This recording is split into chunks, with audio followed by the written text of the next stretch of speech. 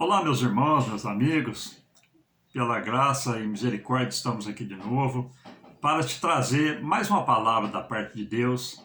Hoje eu quero estar falando com vocês a respeito das 10 minas. Está lá no Evangelho de São Lucas, capítulo 19, versículo 11 ao versículo 27. Versículo 11 vem nos dizer: Disse, pois, certo homem, nobre, partiu para uma terra remota, a fim de tomar para si um reino e voltar depois. E chamando 10 servos seus, deu-lhes 10 minas, e disse-lhes: negociai até que eu venha. Mas os seus concidadãos aborreciam-no e mandaram após ele embaixadores, dizendo: não queremos que reine entre nós. E aconteceu que, voltando ele, depois de ter tomado o reino, disse que lhe chamassem aqueles servos a quem tinha dado dinheiro, para saber o que cada um tinha negociado. Meus irmãos, o conceito do reino de Deus é um reino literal e um reino escatológico, que se cumprirá onde? No milênio e depois a eternidade. Literal por quê? Cristo, ele veio estabelecer o seu reino após a sua morte, que foi o reino, o período da graça. Então nós estamos, aquele que aceita Cristo como seu Senhor e Salvador, está debaixo da graça. Então Cristo já está reinando sobre nós com graça, com favor, com misericórdia. A nossa salvação, eu digo para vocês, ela é somente pela graça. O mais lindo, eu digo para vocês, na vida do cristão, é conhecer a graça. O centro de tudo é saber que não somos nada. Ele é tudo em nós. Então, graça é isso. Somos dependentes 100% da sua graça, do seu favor. Cristo, meus queridos irmãos, quando ele estava entrando em Jerusalém, os seus discípulos achavam que ele viria tomar o reino terrestre e começar a reinar. Mas Cristo, ele não veio estabelecer um reino terrestre, mas um reino eterno. Não é um reino terrestre. E nós vemos aqui que foi quando Jesus propôs essa parábola das 10 minas, para explicar o que significaria o seu reino entre a humanidade. Então ele propôs essa palavra para explicar o seu reinado, que será um reino literal, mas é em um período escatológico, quer dizer, um período que ainda haveria de vir. E isso se cumprirá quando? No milênio. O versículo de número 12, aqui de Lucas, no capítulo 19, versículo 12, vem nos dizer: partiu para uma terra distante, a fim de tomar para si o reino e voltar. Jesus, meus queridos, após a sua morte, ele subiu aos céus, assentou-se à direita de Deus. E quando a igreja for arrebatada, o que acontecerá? Haverá 7 anos de bênção nos céus e haverá 7 anos de tribulação na terra. E após esses 7 anos de tribulação e os 7 anos de bênção, de festa nos céus, Cristo, ele aprisionará o inimigo por 1000 anos, aí ele começará o seu reinado. É o que diz aqui essa parábola das 10 minas. Ele partiu para uma terra distante para tomar para si um reino. E nós vemos aqui que o versículo 16 e 17 vem nos dizer: e veio o primeiro dizendo: Senhor, a tua mina rendeu 10 minas. E ele disse: bem está, servo bom, porque no mínimo fosse fiel, sobre 10 cidades terás autoridade. Então aqui nós já vemos que aquele que ganhou 10 minas, ele vai ter autoridade sobre 10 cidades. Nós vamos explicar para vocês daqui um pouco. E versículo 18 e 19. E veio o segundo dizendo: Senhor, a tua mina rendeu 5 minas. E a este disse também: sê tu também sobre 5 cidades. Quer dizer, sobre 5 cidades terás autoridade. Versículo 20. Vem nos dizer: e veio o outro dizendo: Senhor, aqui está a tua mina, que guardei no lenço. Não ganhou nenhuma mina, não rendeu nada, não fez nada, apenas guardou aquilo que o seu Senhor deu. E versículo 24 e 26 vem nos dizer: disse aos que estavam com ele: tirai-lhe a mina e dai-a ao que tem 10 minas. E disseram-lhe eles: Senhor, ele tem 10 minas. Pois eu vos digo que a qualquer que tiver se-lhe-á dado, mas ao que não tiver, até o que tem lhe será tirado. Não foi, meus queridos irmãos, ele não foi capaz de negociar, de trabalhar, não fez nada. E agora, o que nós aprendemos com isso? Aprendemos com isso que no milênio, aquele que recebeu, que ganhou 10 minas, ele terá autoridade sobre 10 cidades. Como nós podemos entender isso aí? Podemos entender da seguinte maneira, meu querido irmão. O seu trabalho na terra, o que você faz na obra de Deus, ele vai refletir no milênio.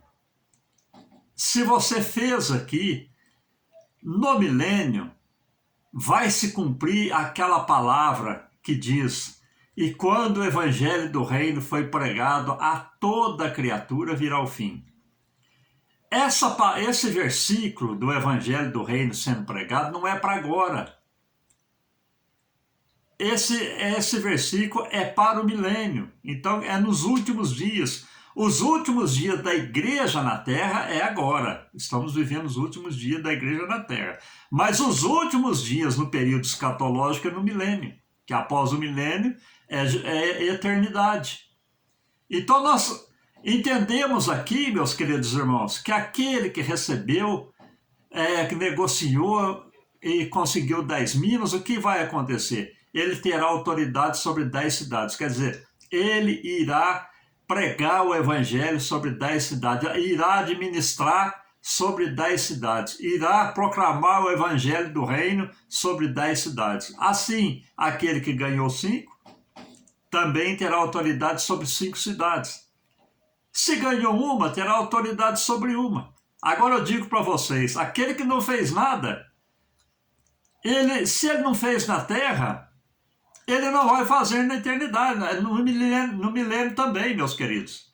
Por quê? Não foi capaz de fazer nada. A única coisa que ele fez foi cuidar da sua salvação. Entenderam, meus queridos irmãos? Agora o versículo 27 vem nos dizer: e quanto àqueles meus inimigos que não quiseram que eu reinasse sobre eles, trazei-mos aqui e matai-os diante de mim. Isso também se cumprirá quando, meus queridos irmãos? Cumprirá sobre aqueles que rejeitaram o Senhor e no final do milênio serão julgados e condenados. Serão mortos. Serão lançados na fornalha de fogo ardente. E eu digo para vocês que é semelhante à segunda morte. A morte carnal e a morte física. Então, eles passarão para um sofrimento eterno. Agora, olhando aqui, meus queridos irmãos, para 1 Coríntios, capítulo 3, versículo 10 ao versículo 17, a gente vê que é a mesma mensagem, mas para dar um aval aqui nessa parábola das 10 minas. É o fundamento. Nós entendemos agora que o fundamento da igreja é o quê? Graça. O fundamento da igreja é a pedra de esquina. O fundamento da igreja é Cristo. Então, no versículo 10 e 11 vem nos dizer: segundo a graça de Deus que me foi dada, pus eu como sábio arquiteto o fundamento, e outro edifica sobre ele, mas veja como cada um edifica sobre ele. Porque ninguém pode pôr outro fundamento além do que está posto, o qual é Cristo. Então, Paulo, ele estabeleceu a igreja como os apóstolos, o fundamento. Cristo anunciou Jesus. Agora, sobre o evangelho dos apóstolos, sobre a obra dos apóstolos, sobre a obra de Cristo, nós vamos edificar a nossa casa espiritual. Mas Paulo, ele disse aqui em Coríntios, mas veja como cada um edifica. Agora o versículo 12, a parte A, vem nos dizer: se alguém sobre este fundamento formar um edifício de ouro, prata e pedras preciosas, o que nós podemos entender isso? Quando você vê na palavra de Deus que o fundamento, o edifício, é formado de ouro, prata e pedras preciosas, são obras que fazemos para Deus. Entendeu, meus queridos irmãos? Agora o versículo 12, a parte B, eu quero usar aqui um pouco da parte A, um pouco da parte B, que diz: se alguém sobre esse fundamento formar um edifício de madeira, feno e palha, e quando nós vemos falar madeira, feno e palha, simboliza obras humanas. Então, o cristão, meus queridos irmãos, ele pode fazer obra para Deus e pode fazer obras humanas. Agora o versículo 13 vem dizer o seguinte: a obra de cada um se manifestará na verdade, o dia a declarará, porque pelo fogo será descoberta, e o fogo provará qual seja a obra de cada um. Agora começamos a ter a revelação dessa palavra. No dia, meus queridos irmãos, que a igreja for arrebatada, que nós passarmos pelo tribunal de Cristo, o que vai acontecer? A obra de cada um vai ser provada. A pessoa foi salva, amém, mas e as suas obras? Foi feita para o homem ou para Deus? Se foi feito para o homem, olha, eu prego o evangelho querendo me gloriar, obra humana. Eu preguei o evangelho visando interesse próprio, obra humana. Eu preguei o evangelho com status, amém, obra humana. E são obras de madeira, palha e feno. Agora, eu preguei o evangelho alcançando vidas para Cristo, são obras para Deus. Eu preguei o evangelho de testemunho, de oração, de consagração, são obras para Deus. Então, naquele dia, meus queridos irmãos, a nossa obra vai ser provada pelo fogo. É onde nós, passando pelo tribunal de Cristo, após o arrebatamento, nós vamos receber galardão, segundo as nossas obras que fizemos na terra.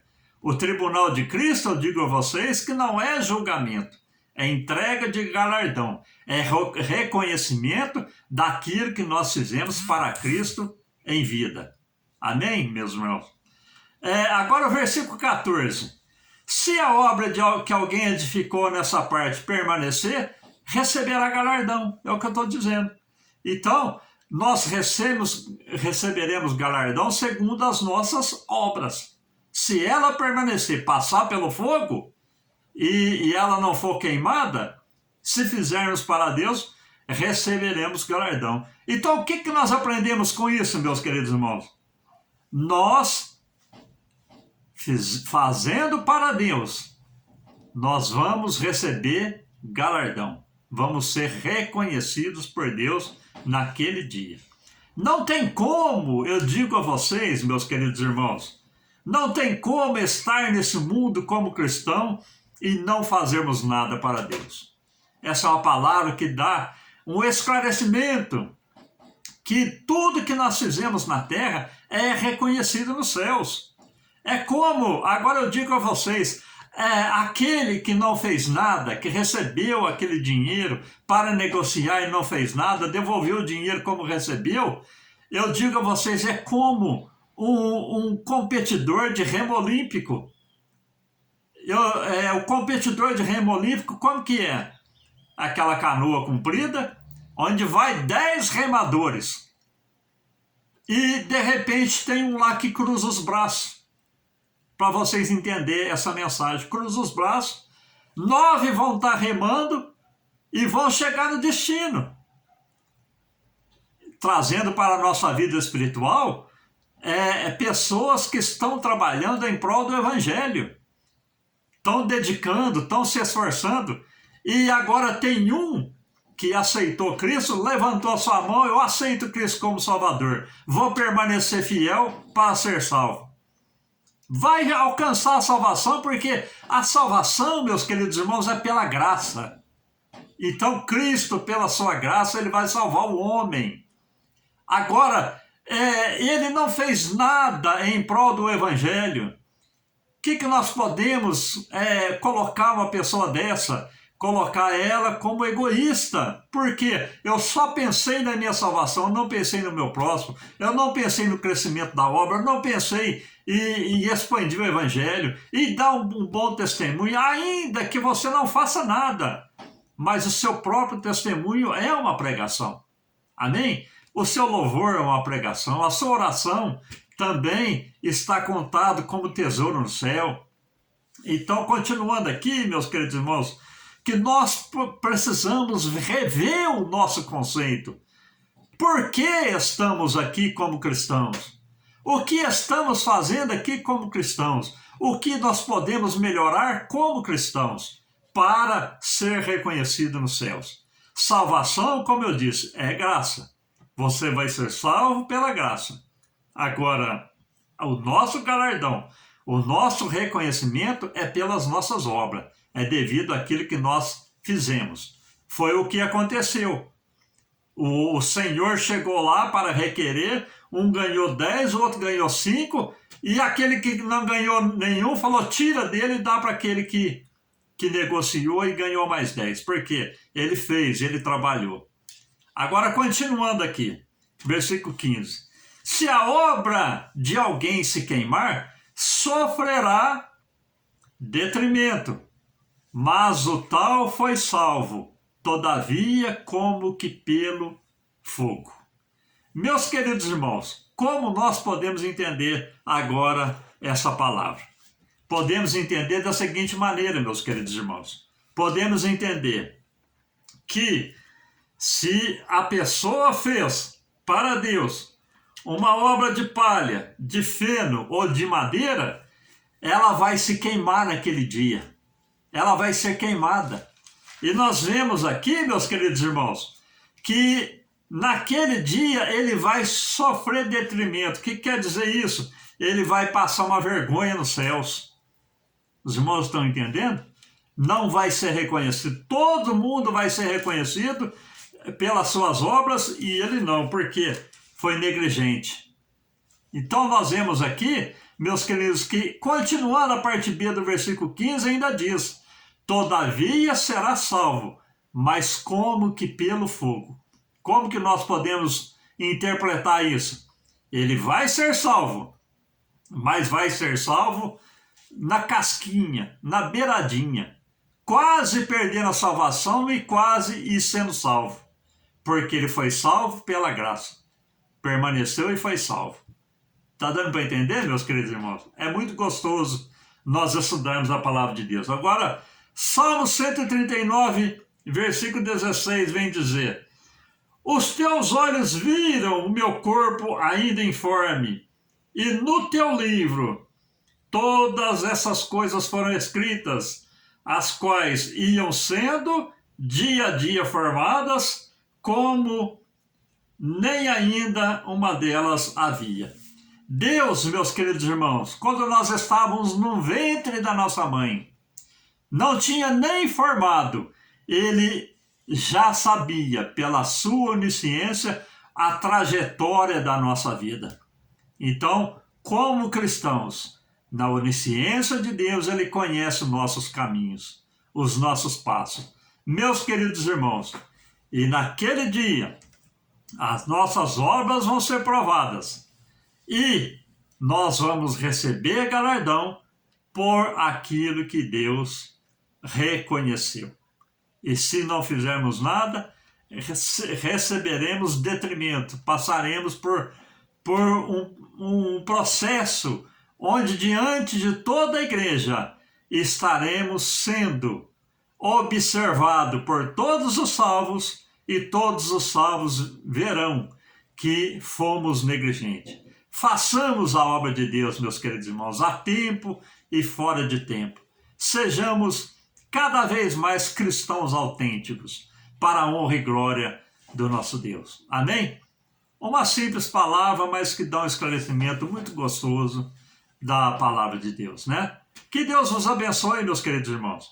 Que Deus prospere suas vidas cada vez mais e faça de vocês cada vez mais que vencedores. Fiquem todos com Deus, com as mais ricas bênçãos do céu, provinda para o meu e o seu coração. Amém.